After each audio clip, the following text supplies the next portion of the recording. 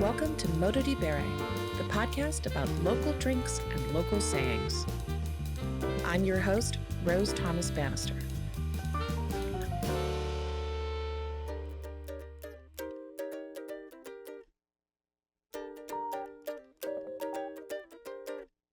I'm so excited today to be interviewing Cheryl Kingan. Cheryl spent 12 years helping to build the coffee program at Cafe Grumpy in Brooklyn, the latter 6 years as their coffee buyer, tasting coffee and building lasting partnerships in Latin America and East Africa. She is committed to sustainable agriculture and community development, and her current role in wine distribution is centered around winemakers in Greece, Eastern Europe, and Italy. Cheryl's also a seasoned musician and plays baritone sax with $75 Bill and The Scene Is Now.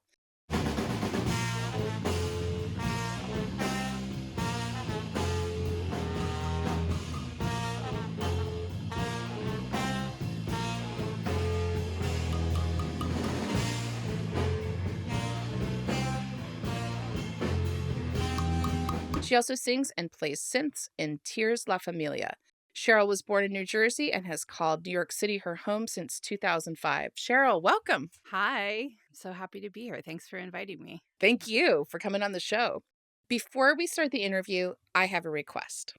If you're a big fan of the Modo di Bere podcast, tell a friend. I hope someone in your life comes to mind who would enjoy the show, whether that's someone who loves learning about languages, that wine student in your life, or anybody who likes to hear about fun travel adventures. I hope you take a moment to share this episode with them. I really appreciate your help in spreading the word about Modo di Bere. Back to Cheryl Kingan. If you follow Modo di Bere on Instagram, you may recognize her from a funny reel about funny grape names. For those who haven't seen that reel, Cheryl, should we start off by talking about Baratuciat? Well, yes, Rose, I think we should start with that. This is a grape variety called Baratuciat, which means cat's testicles in Piemontese dialect. This is a skin contact expression, 6 days of skin contact, both fermented and aged in cement, and has some really beautiful aromatics, some cool spice character, and some fantastic texture. This is called Ete, and it's made by Summer Wolf. One of the reasons why it has that nickname too is this grape variety can sometimes have a Sauv Blanc like cat piss smell. Okay. This expression of it, I think, doesn't quite do that. Oh, it's good. Yeah, super yummy, really floral. Rare grapes from Piemonte is like a hobby of mine, and I have never heard of this. So I know that you are a collector of not only obscure grapes, but of local kind of very specific dialectical sayings. And so when I saw you at a portfolio tasting recently, I was very excited to introduce you to a Piemontese grape called Baratuciat, which is a word that means cat balls or testicles. So it's kind of a funny one. So what does the wine made from the Baratuciat taste like? Can you tell us a little bit about that? Well, it's a white grape variety, and the version that we tasted together was one that had a little bit of skin contact, so kind of an orange amber color, a little hazy from being unfiltered, kind of nice ripe orchard fruits, medium, pretty balanced acidity, and a nice long finish. Baratuciat, and that's from Piemonte, Yep. from in northern Italy. Yeah. I know, that was so fun. There's just like endlessness. That's something that I love. So speaking of languages, what languages have you studied and how have they helped you in your work with coffee and wine? So I spent most of my middle and high school and college days studying Spanish. My mom and sister studied French, and so I was doing Spanish a little bit to be contrary, just because, sometimes that's what the youngest child does. But Spanish, of course, is incredibly helpful to have, both for coffee, for living in New York, for working in restaurants, and just for being a citizen on planet Earth. So I have no regrets in the decision, but because of their influence, I was also interested in French. I love foreign films, so I also studied a little bit of French just for personal interest. And then spending some time traveling in East Africa, that came in handy because of someone I had a crush on. In college, I studied classics, so I got into ancient Greek and actually ended up doing my last semester of undergrad in Greece. So I studied a little bit of modern Greek, and that sort of ties in now to my work with some wines that are from Greece, which is very cool. Oh, that's so cool. Yeah. What about some fun Greek wine names? As you know, in Italy, there are tons of indigenous varieties. I think maybe one of the biggest, if not the most kind of widespread amount of indigenous varieties, but Greece has some really fun ones. I feel like the more familiar ones for people are Assyrtiko, Xinomavro, Ayurritiko, which can sometimes be called St. George. There are some interesting island grapes like Vardea and Mavropatrino and Clori, and I could go on and on. There's an interesting winery that we work with on the island of Corfu, and the name of the winery is called Pontiglio, which means stubborn in Latin. And then the name of the wine that they make, the grape is called Cacotrigis, which means hard to harvest. And then the name of the cuvée is just Lianaroido, which means skin contact. So basically, it's a winery that celebrates their stubbornness because Corfu is, a very touristy island. So, has been descended upon by many people and has lost much of its sort of historical identity. So they're really proud to sort of keep it real, keep it traditional, just work with the native grapes in their own way. And even the label for that wine is kind of a funny cartoon of this woman with her hair kind of flying back, and she's got like the scissors at the vines, and she's sort of struggling and fighting against the vines. So it's sort of a fun one that ties everything together. What's the name of that producer? Pontiglio is the name of the winery. Cool, Yeah. cool. Yeah. And that's something that you're representing in your work in Wine District. That's so cool. That's so Yeah. interesting. I love Greek wines. They're Yeah. delicious.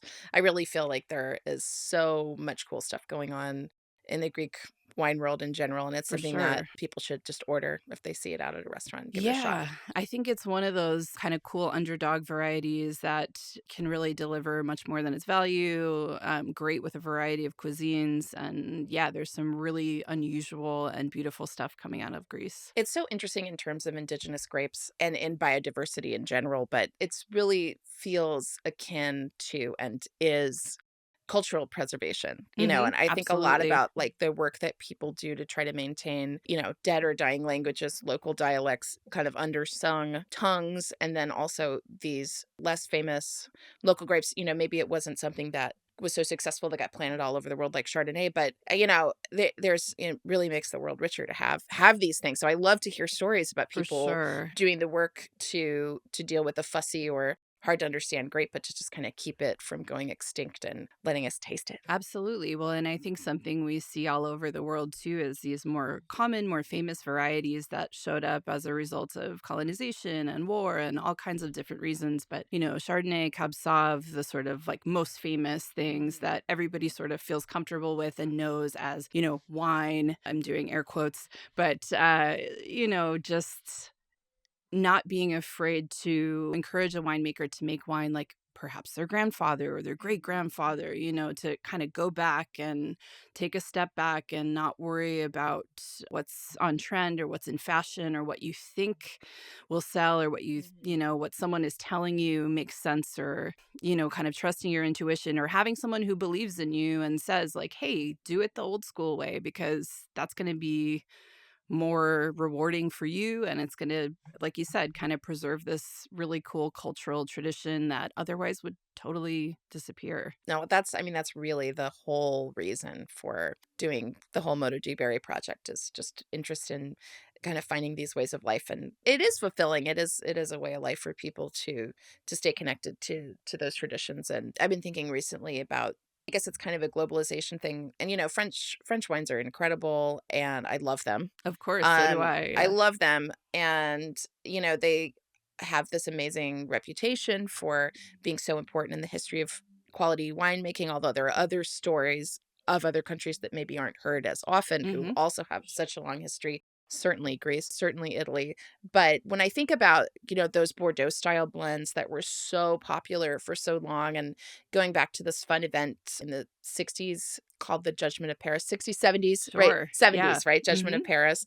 So that was like a blind tasting where people proved that California Bordeaux style Yeah. blends were also good. And I feel like there was this way of proving that you, in maybe an up and coming region, proving that you made good wine turned out to be by making a Bordeaux style blend. And it kind of became this benchmark or this showing that you can do this thing in this Sure. one certain style. Yep. But yeah, I mean, things can be a victim of their own success. Absolutely. And then the quality for the consumer when everybody's doing something. I mean, this even with some of the indigenous grapes, and they get right. I mean, thinking of Sure. like Pinot Grigio, for instance. Yeah. Yeah. No, and things just become super homogenous and uninteresting and oftentimes just not good.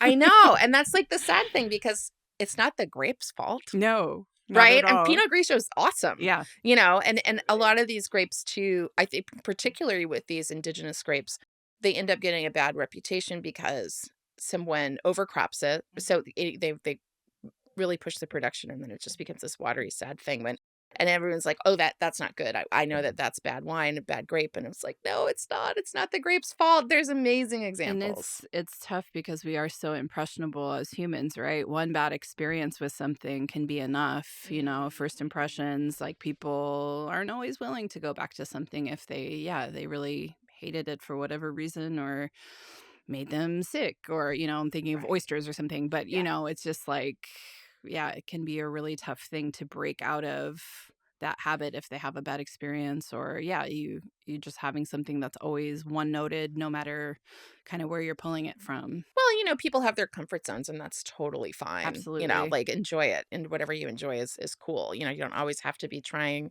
There are something no new rules. every single day. But let's say you were wanting to get interested in more indigenous grapes and kind of widening your palate. What's your advice for people trying new wines from different places? I feel like you would offer similar advice, but don't be afraid to talk to people. When you're at a wine shop, ask for a recommendation. When you're at a restaurant, ask your server, ask the som. Just say, hey, what are you really excited about right now? I kind of like things that, give them something to work with. Is it, whether it's a red wine, if you want to try skin contact wine, if you love crisp whites. Don't say dry because, that's not going to help. Most of the wines that we drink here in the U.S. are dry. So give them a little something. Do you like acidity? Do you like something that's kind of rich and full body? Do you like something spicy? Do you like something that has stone fruit? Just one thing and then say, I really love wines that have this. Kind of what do you recommend? And if you're in a restaurant and it's something by the glass, you'll usually get a little taste. Yeah. Which is awesome. And then you can say, oh yeah, that's for me. I love it. Or maybe something, I am going to play it safe and go with Pinot Grigio or something that I know that I like. But yeah, I would just, and in a wine shop too, it's a whole other world, right? It's a huge selection. I don't want to say the playing field is leveled. Obviously, there's all price brackets, but give them a price point, give them a couple cues of a flavor profile, or maybe there's a country, maybe you want to explore Spain. Maybe you really want to get to know whether it's Greece or Armenia or something really unusual. Yeah, I mean, everybody who is in the industry is willing and excited for those questions that come their way, and they want to give you a cool experience. That's such good advice. Yeah. And I would say too, just don't be worried that you're going to say something wrong. Yeah, correct. Asking questions. That's it. That's how you learn. Exactly. So let's get back to coffee for a second. So I always I always think of the person who really probably got me into drinks, who was a bartender. Cheryl and I are both musicians. I'm a singer-songwriter. I play guitar and piano. And I had a music series at a bar in Lincoln, Nebraska. And there was this bartender there. Everything gets out there a little bit later. So it was a little bit later than the cocktail revolution that rediscovered historic classic cocktails on the East Coast and the West Coast. Yeah. But he was like very kind of the 2010s or earlier 2000s, 2010s, like vest. Yes. Vest, bow tie, poker face. Yeah. I've talked about him before on the podcast because it was something that really inspired me. And he had a little he would handwrite the specials and put them in a little picture frame and have a little candle. His name is Ian. I remember seeing later an interview about him, and he said this phrase, which was, he called himself a student of liquids. I love it. And I thought it was a really, really adorable way to basically say, I'm into coffee and also wine and cocktails. Yeah. And sometimes I'll joke about it. I really did love this statement, but I'll joke about it sometimes when I'm sort of trying to free pour something into a bottle without a funnel. I'll be like, it's okay, people. I'm a student of liquids. Nice. But you are a student of liquids. So with coffee, how did you get into coffee and how did you end up traveling for coffee? Like so many people, I think, in any of our industries, it happened by accident. I moved to New York when I finished college. I was doing an internship at the Guggenheim Museum. So fancy. Of course, not getting paid, as everyone has to make the choice of office work or service work. The Guggenheim was kind of a taste of office work. And I was like, well, this is probably the coolest office I could ever work in, but it's still a lot of computers and not much. There were some very cool events that I got to attend, and I have zero regrets. It was an awesome experience. But yeah, I needed to make some money. And so the first job I took was in the West Village at a coffee and chocolate shop called Chocolate Bar, and mostly hot chocolate, truffles, etc.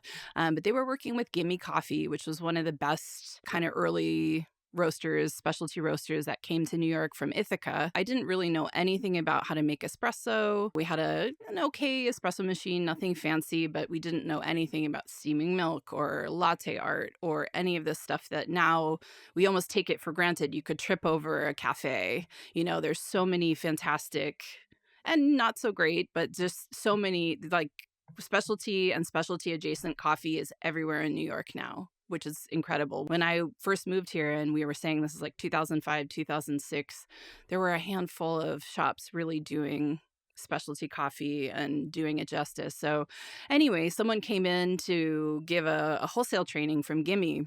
I just remember being like, wow, there's kind of a lot to this. Like, it's very scientific. It's a cool, I think in wine and cocktails are like this too. It's a cool blend of science, art, creativity, flavor. It's just all these things kind of coming together. And so this training, I was like, wow, this is really cool. Like, I kind of want to get more into this. I ended up moving on to another job that was a little more coffee centric, but still not quite what I was looking for. And then Cafe Grumpy was just starting to expand at that point. So there was only the cafe in Greenpoint, one location. I believe now there's at least 8, but maybe even 10 locations. But they were just about to open the location in Chelsea. So they were starting to hire the more folks to come on board. And, I thought, okay, well, the Craigslist says competitive pay. Let's see what it means. And I had such an inspiring interview, and it was like basically started something that became a career that I never anticipated. But immediately I was like, fell into this training and this cool group of people. And I was like, wow, this is like really something I can feel proud of and excited about. It's nerdy, but it's also cool. And it's like, I don't know, it was combining all of these interests. And actually, in a really similar way, those cocktail bartenders at that time too were also, it was a small scene. And a lot of them saw us as people who were also making this really beautiful handmade thing. And so we had a really cool relationship. We had some bartenders from Little Branch and all those cool like Attaboy and Milk and Honey and that scene, they were like our friends, and we would go and watch them make drinks and learn about cocktails, and they would come and geek out and have nice coffee from us. And it was like a very special time because there was only a few of us. Everybody knew each other. We all supported each other. It was like sort of a secret handshake. It's like, oh, you can make a Rosetta. Sweet. Like, that's awesome. Over time, Grumpy, we started as a multi-roaster, so we were pulling in coffee from a lot of different people around the country that we thought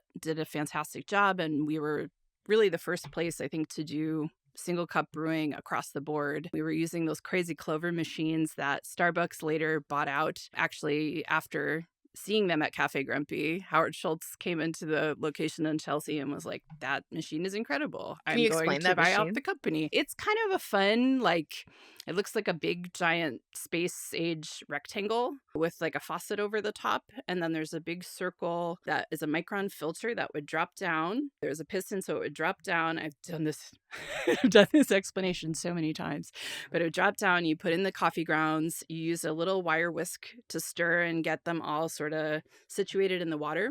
And it would brew for honestly, like not even a minute, was like 45 seconds or something. And then there was a vacuum that would suck the coffee into the machine, and the puck of coffee grounds would rise to the top on the filter, and we would use a squeegee to pull the grounds into a little like waste receptacle that we would just toss into the compost or the trash when it got full. And then there was a button on the front that you could push and it would dispense through the front, and you could program it for a 12 or a 16-ounce cup.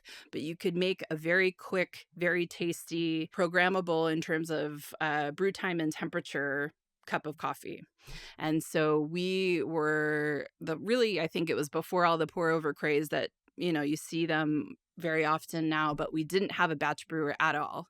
So it was espresso, or you would choose from a list of 4 or 5 different coffees from mostly Latin America at that time. And yeah, from these different roasters that we were working with. It was really exciting. It was like kind of fun to explain to people. And being in New York too, some people were just like, this takes way too long. I can't handle it. I just need like a quick, I just need a drip coffee and get out the door. I don't want to sit and watch this machine doing this thing. And then suddenly people got really into it. They're like, actually, this is kind of cool. And we can slow down for a sec and like enjoy this thing. And like, maybe I'm going to sit actually and have it to stay because I want to read the paper and like. Nice. And that reminds me of that moment in craft cocktails too. Yeah. People were like, you're making a drink, making a rum and Coke versus making a whiskey sour with an egg white. And there was this moment for consumers that we'd like, it's starting going back to that guy who people were like, what the heck is he doing? Yes.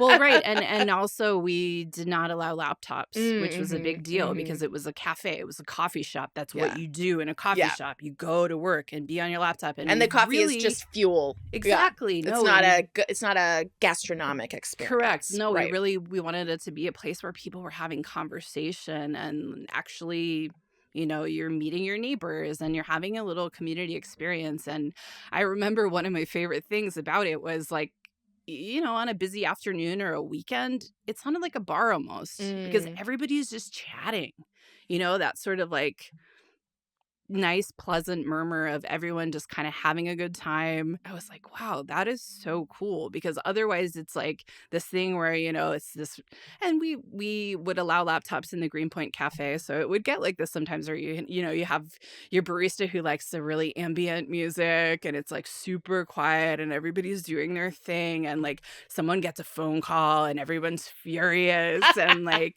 anybody who's actually talking, everyone's sort of like, shush, and you're just like, no, it's okay. Like there should be that. Like we want that. That's good. It's important, I love this idea of you hanging out with the bartenders, hanging out with the baristas and vice versa. It's like the circle of life, the cycle of the day. It really day is. to night. Yes, it's like we need each other, we balance each other out. So. Yeah, I've got another interview for the podcast with the food writer Julia Alvarez Katz, and she did a series about third places, the place that you go that's not work or home to just be with other human beings. And a lot of times that's centered around drinks and not just alcohol, but well, for sure. And the social aspects of it. And I think that, what the best of the beverage industry is, right? It's this fuel for conversation, right? And I think even historically with coffee, right, it was like a meeting spot for the revolutionaries, for the thinkers, for the, it's like the meeting place. That's where people would come to hang out, exchange ideas, maybe get into a fight, have a debate, whatever, but that was the spot. Yeah. And similarly, the bar gives you a different kind of freedom and a different kind of energy. So yeah, I think they're really important social spaces. I love how in Italy it's the same place. Yeah. and the bartender is the same person. Yes. All day. They know you. They know everything. Making your coffee versus, making your cocktail. Correct. Or your glass of wine. When you had developed your palate around coffee and became a coffee buyer, you started taking these coffee trips. Yes. Tell me about that experience. Sure. So I guess you had asked about how I sort of got there. So I got a little sidetracked by the cafe stuff, but we, eventually decided to start roasting our own coffee. And when we did that, my good friend Liam sort of spearheaded the program. And then when they were looking for someone else to start roasting, I was like, yeah, I really want to do something else, figure out how to get deeper.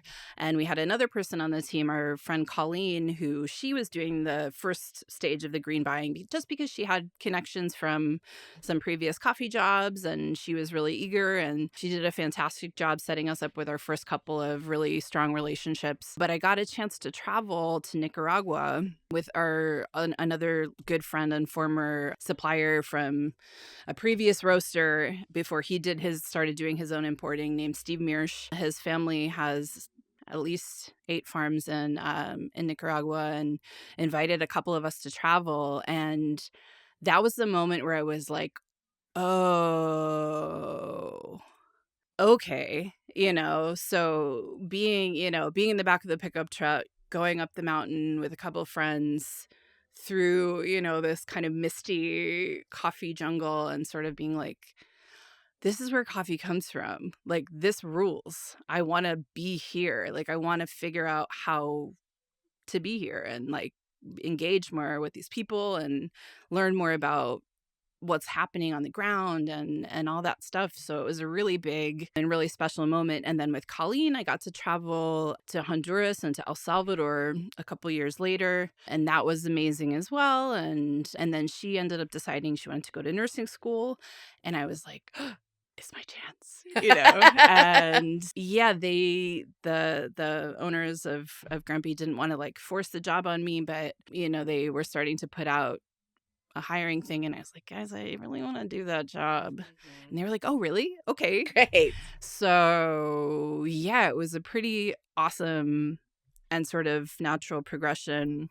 I kind of went from being a barista to a barista and a roaster part-time to a roaster for most of the time, then to a buyer and a roaster some of the time. And then as we grew, we were expanding. We opened the cafe. I think when we started roasting was around the time we opened the cafe in Park Slope. So we had 3 locations, and then they opened the Lower East Side and Grand Central, and sort of more growth started happening. And soon we needed to get a bigger roasting machine, and it was great because we were able to grow with some of the producers we had developed our very first partnerships with. Colleen had really set a lot of the stage in Latin America, so for that it was kind of maintaining, maybe stretching out a little bit when there was room to do so, or I was introduced to someone I was like, oh, this is like someone I really want to work with and I jive with and I love their coffee. But I was really excited about East Africa, so that was sort of my area that I wanted to develop and focus on finding really great partners there. And yeah, like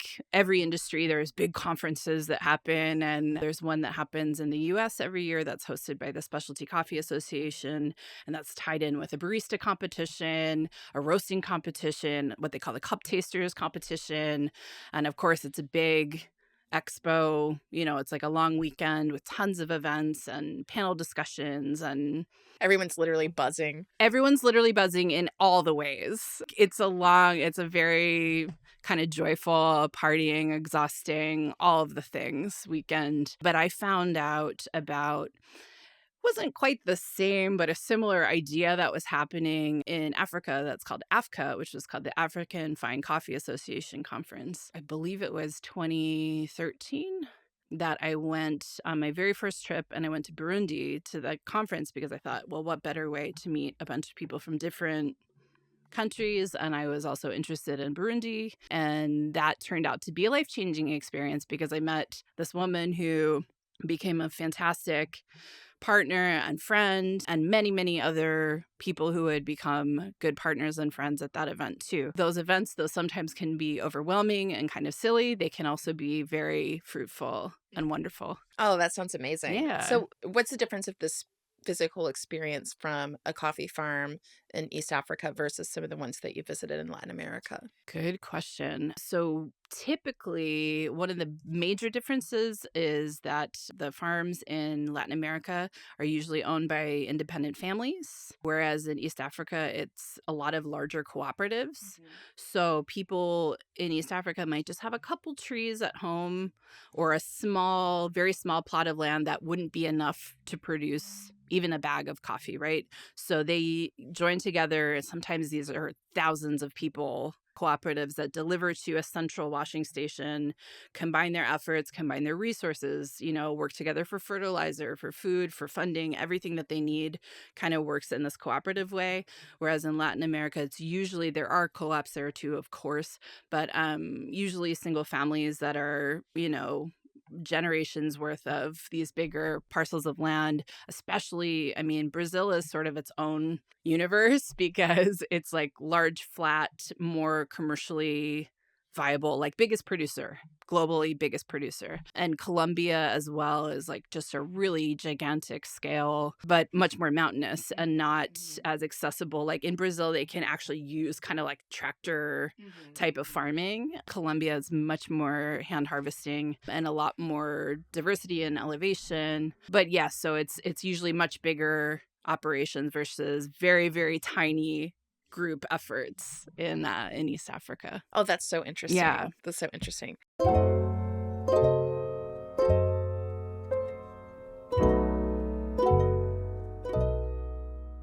So it sounds like you really investigated every area of the coffee business.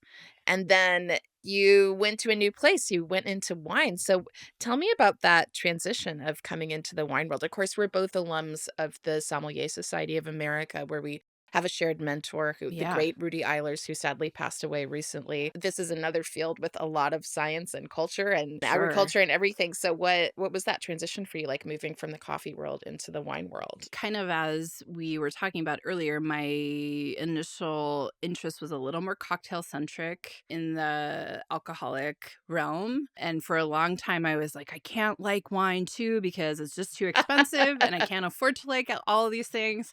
And then at some point, a little voice in my head, I was like, but there's got to be like wines that aren't that expensive that are like pretty good, right? My partner and I started exploring like Portuguese wine and Spanish wine. And it's like, there's a lot of killer value wines. And just little by little, like, oh, and like Riesling, like, what is it? It's like, it's good, it's cool, but what, it's so, that's another like really vast, but that was something we were always like, we know we like that, but it is like, it's a huge umbrella. It's so many different things. And also having a couple of friends say like, oh, check this out, asking for those insider tips and not being afraid to try something strange and maybe a little out of your comfort zone. It was like right going sort of into the pandemic. I was starting to think about transitioning into wine and wasn't really sure like how it would feel or if I really wanted to or exactly how it would work. And I ended up working with someone who I consider now to be a mentor too, because she really opened my eyes to a lot of amazing natural wines. My friend Lauren, who was doing the wine program at Cafe Kitsune, because of the pandemic, we got to become a bottle shop for a second. And I just took that opportunity to buy everything. I was like, this is going to be my chance to learn everything about these wines. And she did a really cool job of choosing in this way that I used to do, these small producers. And I would try like 3 or 4 different wines of theirs, like back to back. And it was just so cool because I was like, oh, this is what they're doing. Okay, this is like great. In terms of flavors, I mean, just like with what I was doing in coffee, it's like the same thing you're doing as a som or a professional evaluator of anything, right? You're smelling it, you're tasting it, you're thinking about the acidity, the body, the mouthfeel, the finish. It's like I was telling Rudy and Dylan at SSA when I first started, I was like, there's a score sheet for coffee that's just like this, and I was kind of showing them, and I don't know if they were like that geeked on it, but I was just like, like cool. It's obviously a little bit different. And I think one of the fun things about the wine part of it is you're also analyzing age, which with coffee, you really are dealing with something fresh, or you want to be dealing with something fresh. And there are different schools of like, some people now will like freeze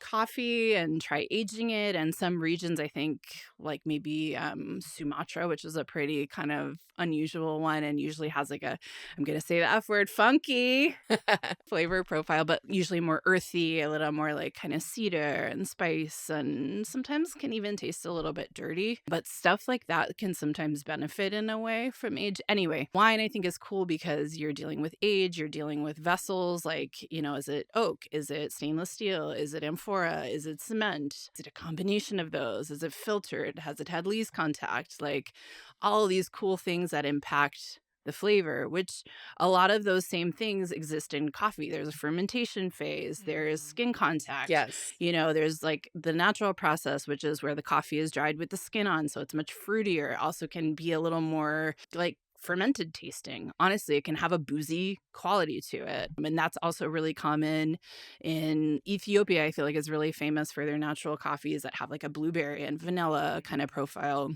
I think I forget that coffee is a fruit. Yeah, right. And they're Can both you describe to us what totally. what does the plant look like? Yeah, it's a shrub. It's a shrub with big leaves. But yeah, it's a cherry. The coffee, it's literally just like a grape. It's not a cluster. They're individually, picked per perfect ripeness by color, but there's something, it starts as a flower, and then it's a little green bud, and then it turns more kind of purpley red. I'm expanding my finger to show the growth. Inside of the fruit, there are 2 seeds, and that's what we get, those 2 seeds. So it's 2 seeds of this fruit that goes through all of this crazy stuff. And that's another huge difference, because once it is out of the coffee grower's hands, it still has to go through so many other processes, right? So once it gets shipped, somebody has to buy it, somebody has to roast it, somebody has to grind it, somebody has to brew it. So there's a whole lot of other steps that make it... Yeah, whereas with wine, other than making sure that you store it properly, right, you open it it's and a finished product. You pour it into a glass. Yeah, it's a finished product. Yeah, but of course it's been through different sorts of aging and of other, course. There's a lot of steps. Now, I love what you were talking about with the tasting. I like to tell my students, I teach now at the Sommelier Society, that it's a multifactorial analysis. And there's so many different variables. It's, it's something that is really, really endless, but there's definitely crossovers. Another crossover I'm thinking about is terroir, sense of place. Yep. You were talking a little bit about that with Brazil and using a tractor versus hand harvesting, differences in elevation. What are some other things that when you got into the wine world, your understanding of coffee terroir opened you up to as people were talking about wine variables? I guess it's something that's happening in both industries right now in a way that's sort of confounding, is that people are trying to make things taste like other things.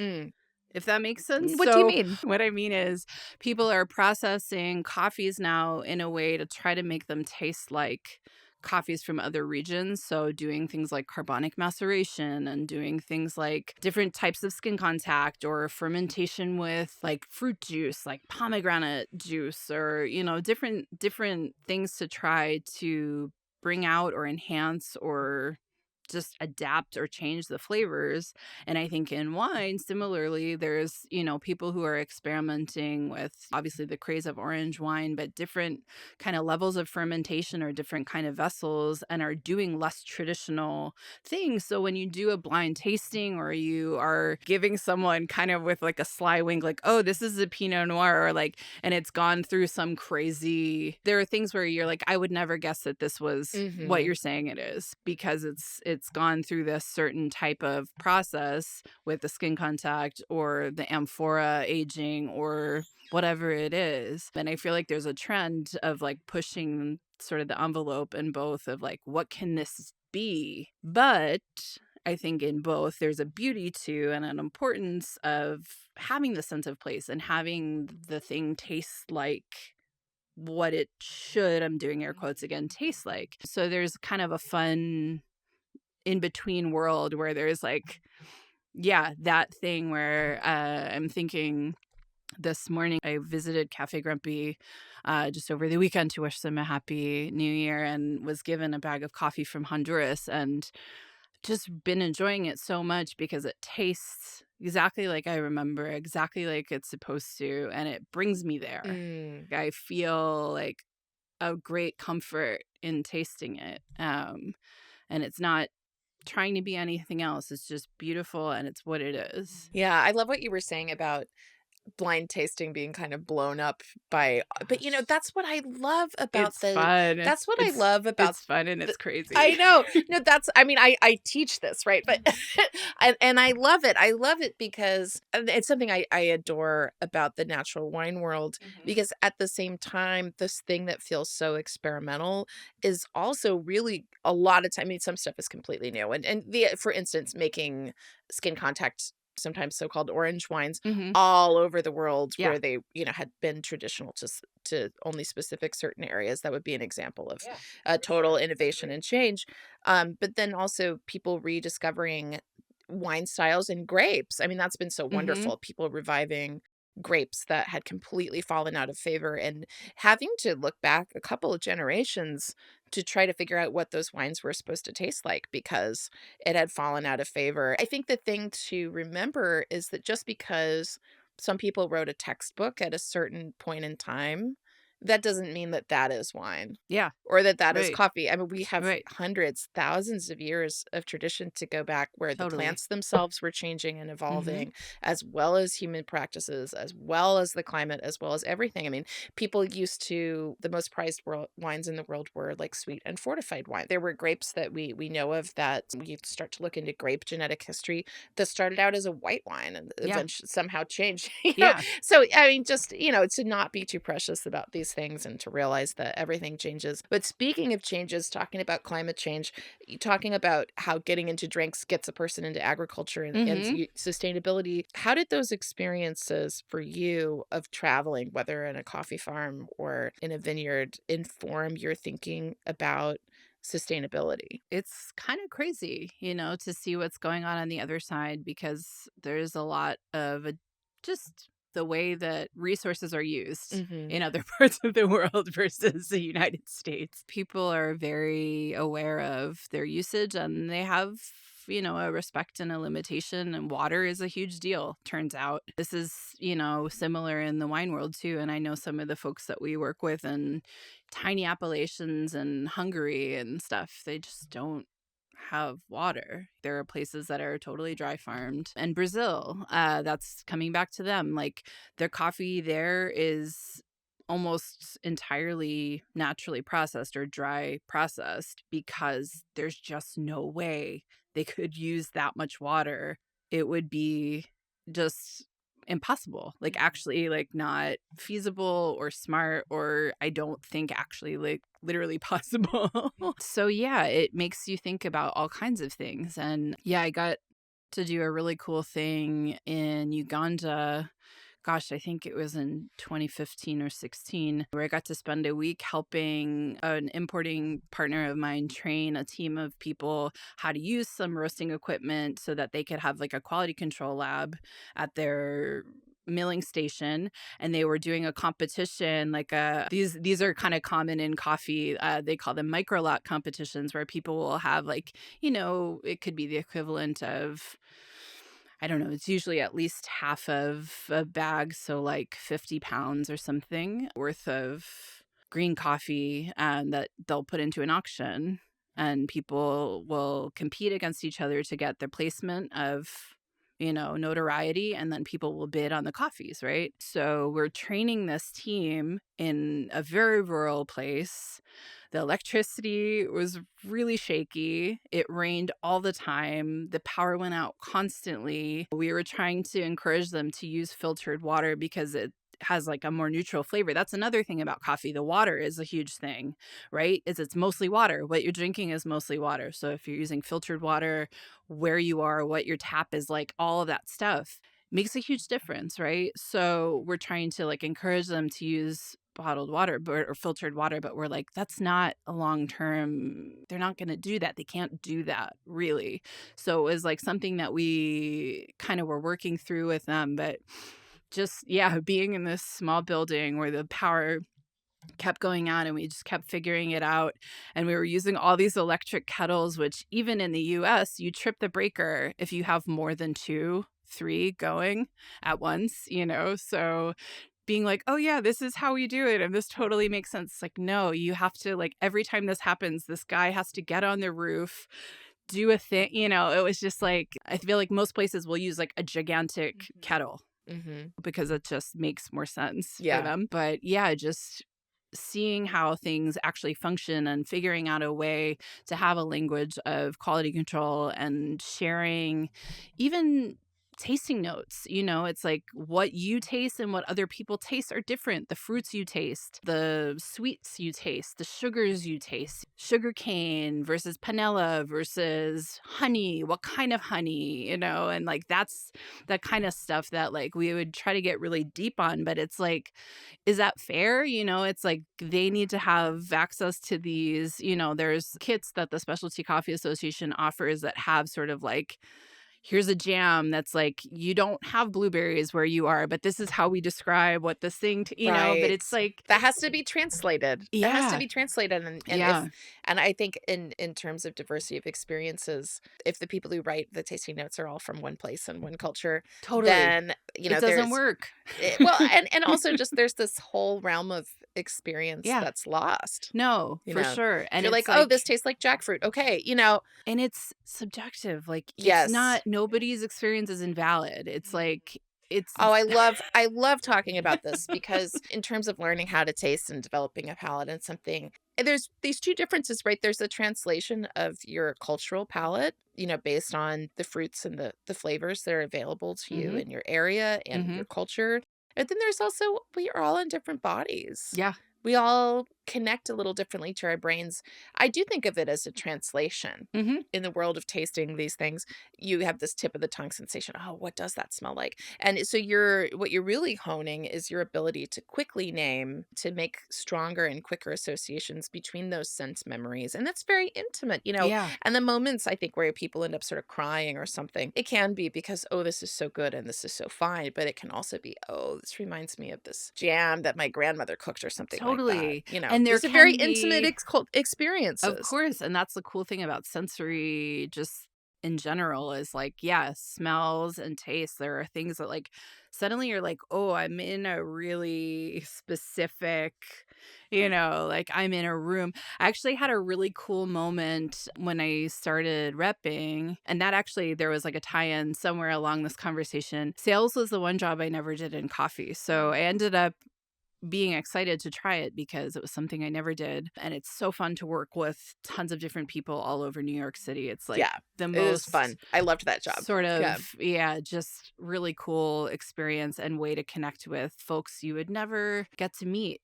I had this really cool experience in one of my earlier phases of repping where I took out a wine. It was a Greek wine to one of my accounts, and someone really like closed their eyes. I could tell they were having a really personal moment, and they were just like, this takes me to like a riverbank. Like they were just having a really specific moment, and it was really cool. But then one of my coffee friends was visiting, and the same day had almost the exact same reaction.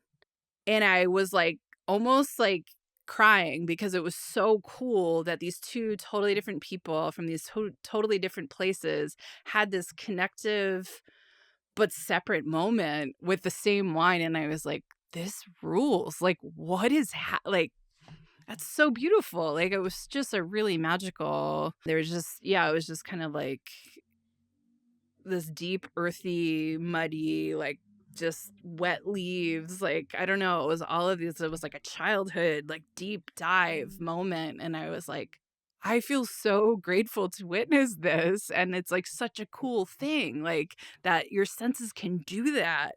You lock these things in and you have no idea when they're going to come out. It's such a neat thing when you're not expecting it to just be taken away. I love that we're talking about this because I see a bit of a moment right now where people are turning away from tasting notes on the grounds that they're exclusionary. And that's not my experience with tasting notes. Yeah. And I can see if it's the thing that says, this is what I taste. And if you don't taste this, you're wrong or you're stupid. And I can see that you misused, that maybe that tasting notes could have that effect, but that's not my experience at all. I love tasting notes Yeah. because they can do what you just described. Yeah. It's kind of like confusing the land for the map. Yeah. Right. Yeah. But maps are really useful, but you don't want to just read a map. No. You want to go into the land, Yeah. which actually kind of describes the experience of studying wine, Yeah. because if you haven't had a chance to travel to all these places. But what I'm saying is that something like you just described, where this experience of flavor brings people together, being able to creatively and humbly present, to describe what a wine or coffee tastes like and smells like and makes you feel. I think tasting notes, when they're at their best, they do bring in the human experience and they communicate a human experience that other people can relate to. For sure. It's not esoteric. Yeah. It doesn't push people away. It should absolutely bring people together. Yeah. What I hope is when people hear about something that's not familiar to them, that we can respond with curiosity. I do see people trying to move away from subjective tasting notes towards things like structure, acidity, things that are supposedly objective and that we can all agree on, Yeah. as a way of being more universal. But I don't know. I think maybe I'm just romantic because I have a poetry degree, but I think that these kind of more romantic, subjective, memory-laden, context-laden tasting and aroma cues, I hope they can bring people together. I think they can. I will tell you, I had a really something that also transformed my way of thinking while I was working with Lauren was I had spent so much time with coffee trying to make not super literal tasting notes, but pretty literal, pretty specific, pretty honest and simple. What is representing the flavor, the acidity, the mouthfeel, three, is Sure. it chocolate, orange, almonds, star fruit. That's a fancy one, but star fruit, blueberry, vanilla, whatever it is. What's something that represents the sweetness? What's something that represents sort of the overall effect? And then, is it a fruit thing, a non-fruit, again, wine, fruit, non-fruit? The menu that Lauren launched when she was doing the wine program at Kitsune was really fun and really cheeky. And at first, when I looked at it, I was like, is this real?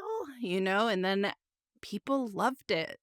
People responded so well to it. It was really, for me, it was I didn't know if it was, I don't know. It was just, you're is this correct? Is this right? Can we, and it should be fun. And I think that's the other thing that, wine sort of struggles to find the balance with, is taking itself too seriously or being, fun and conversational and easy and approachable, right? Which is what I think all of us really want at the end of the day. But yeah, there was just something about the approach that worked so well, and it was simple. It was really simple and just, it was a one-liner. Maybe it did say something about the taste or the smell. Maybe it was totally I want this color. I want this, I'm trying to remember the specific one. It's I want this shade. No, I want this color as a lipstick. Basically, I'm trying to. Yeah. It was this, sort of. I'm thinking of our friend Rudy talking about a certain wine being something that you would drink at home on a Thursday night watching Law and Order. Right. And that's a totally valid tasting note. Right. And, not a tasting note, but a descriptor. Trying to say, way to talk about the wine. It's comforting. It's not too fancy. Right. It's not for showing off, but it's just a nice sweet spot. Yep. Old favorite. Yep. And, as long as you know what Law and Order is, you immediately knew what he was talking about. Yeah. I think what got us into trouble with tasting notes was just sort of celebrity critic culture and everybody assuming that just not having enough voices involved. if there's only one voice Yeah, involved, or only a few voices involved, a few very similar voices with this kind of critic score rating for sure. system And things get situation. homogenous, and Yeah. people take things at face value or too seriously, or Or then that starts to affect the market and yeah, and what's available. Exactly. Everybody's here, everybody's drinking, everybody's tasting, yeah, and whatever you're tasting, you're not wrong. You're not wrong. And there can always be ways that we can refine and improve our communication and our appreciation about things. There's certainly wines that I tasted initially that I just didn't understand, and then yeah, after learning a little bit more about the process, I'm like, oh, that's why this flavor arises, or acquired taste, all these different things. yeah, I just think jumping into these things, if people are so shy and they're so worried about saying something wrong, and I, totally. I I think that a lot of things about the wine world are accountable for pushing people away. But if you're in there and you want to get in there and you're interested, just uh, bare minimums. Maybe I'll answer this for wine and you can answer it for coffee. How to taste something, how to start tasting. You look for one thing you see, one thing you smell, and one thing you taste. Yeah, Write down something about the color. yes. Write down something about and, And and and write something subjective. This reminds me of. this is actually something you and I talked about recently that I'm gonna throw in here, but let it sit. If it's coffee, let it cool down a little bit. If it's wine, let it warm up a little bit. The flavor's going to change. Different things are going to jump out. Things are going to unlock for you. Let it sit. Maybe the coffee is going to get a little sweeter. Maybe the acidity is going to get a little brighter. Maybe the finish is going to last a little longer. With the wine, maybe it's going to get the body's going to express itself a little differently. Maybe you're going to get more fruit. Let the temperature adjust a little bit to the room. Don't be afraid to let it sit. Don't feel like the hardest thing with coffee when it's really hot, it tastes like coffee. It doesn't taste like, I don't want to say it doesn't taste like anything. It does, but it's less expressive than when you let it cool down a little bit. And I feel like a lot of the time the tendency to add milk and sugar comes because you taste it at this duller, Mm, kind of less expressed moment because it's really hot. You want it to cool down. You want to drink it. You need caffeine. You're tired. And milk and sugar are delicious, by the way. They're totally fine. There's not a wrong way. If it's good for you and it makes you feel good, it's okay. Like, go with it. Trust. Yeah, I would say don't be afraid to let it hang out for a minute. I love how this brings it back to this vision that you gave earlier in the interview about bringing in a fancy coffee machine that takes a little longer and making New Yorkers When sit still and for a it's second. I'm funny, imagining New Yorkers with this and it's hot also cup of deli coffee with tons of sugar, right, and blazing it's hot, versus this experience of really taking in. well, and it's also funny to call it a long process when it's like a minute long to make a thing, right? Which is like in real time, nothing. And now that people are doing pour over and that's like 3 or 4 minutes, like, are you kidding? I'm pretending to pull out my hair, but it's like, are you kidding me? Like, just when that became a thing, people really lost their mind. And I think, again, it was a balance of like the people who were like, no, actually, this is cool and I'm here for it. And then everyone else could get espresso. We did eventually put in drip coffee at Chelsea, but like, yeah, we have filter coffee too. And that's great. The drip, it's like delicious and awesome when properly dialed in. But yeah, it's like, it's a thing. It's nice to take a minute and like just hang out.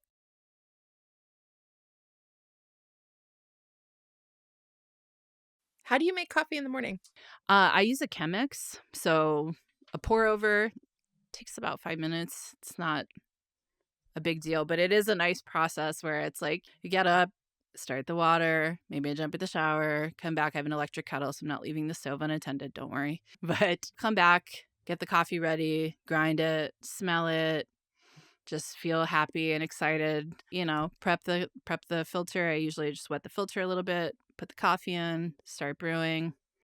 A couple minutes later, I'm in my happy place.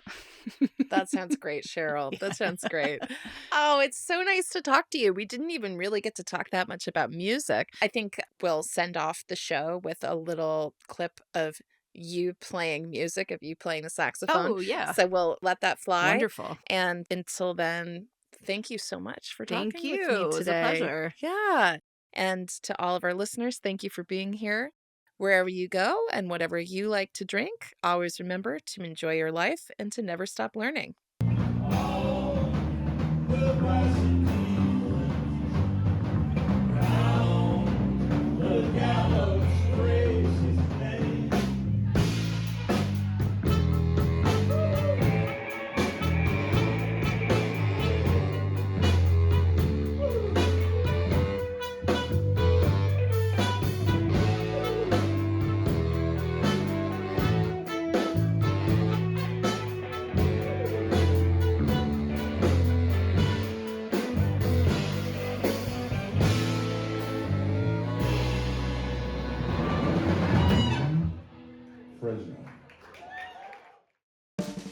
Support us on Patreon. Grab the newsletter at motodbarry.com and subscribe to the YouTube channel at MotoDBarry to watch the travel show MotoDBarry TV. Music for the show was composed by Ercilia Prosperi for the band Oh. Purchase their music at the link in the notes.